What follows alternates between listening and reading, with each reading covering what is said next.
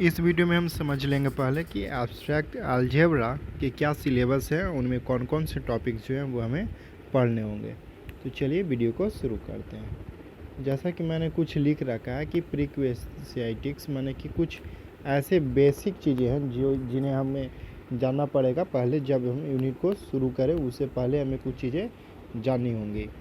जैसे पहला बात है कि ग्रुप और उसके प्रॉपर्टीज़ को समझेंगे, और ग्रुप को समझने के लिए हमको बाइनरी इक्वेशन, ये बाइनरी ऑपरेशन का जानना बहुत ही ज़रूरी होगा। तो हम पहले बाइनरी ऑपरेशन, फिर ग्रुप, फिर उसके प्रॉपर्टीज़ को समझेंगे। उसके बाद टाइप्स ऑफ ग्रुप में जाएंगे तो फाइनाइट, इनफाइनाइट, सब ग्रुप, साइक्लिक, परम्यूटेशन ग्रुप।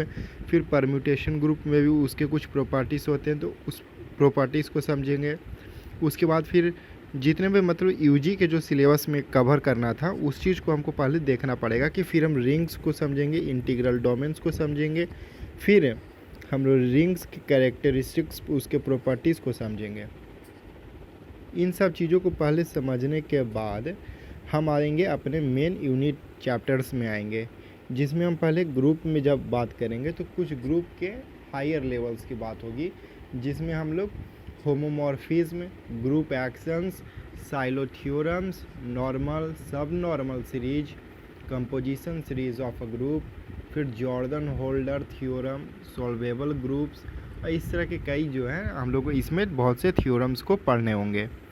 ठीक है, अगला यूनिट है सेकेंड यूनिट। सेकेंड यूनिट में हम लोग किसकी बात करेंगे तो रिंग्स से रिलेटेड जितने भी टॉपिक्स होंगे हम उनको इनमें कवर करने वाले हैं। जैसे रिंग के लिए होमोमॉर्फिज्म, आइसोमॉर्फिज्म होता है, फिर कोशेंट रिंग्स आते हैं, आइडियल्स, फिर कर्नल्स होते हैं, फिर आइडियल रिंग के कुछ प्रिंसिपल हैं और उसके कुछ डोमेन होते हैं, उनको समझेंगे।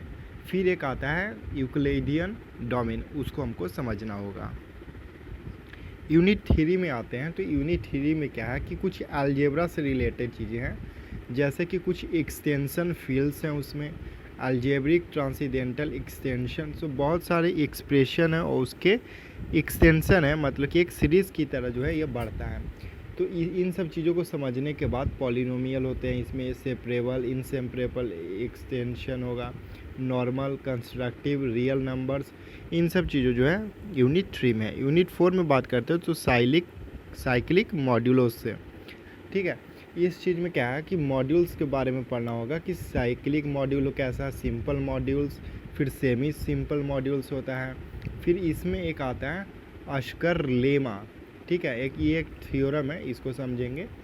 फिर यूनिट 5 में बात करेंगे रेडिकल्स के बारे में। रेडिकल्स क्या होता है तो जाहिर सी बात ये क्या, रेडिकल्स क्या होता है, पावर को डिनोट करता है। ठीक है, तो इसमें हम लोग इक्वेशन कोई होगा जिसमें n पावर तक जो है जा सकता है, तो उस चीज़ को हम कैसे सॉल्व करेंगे तो सॉल्यूशन ऑफ इक्वेशंस करते हैं।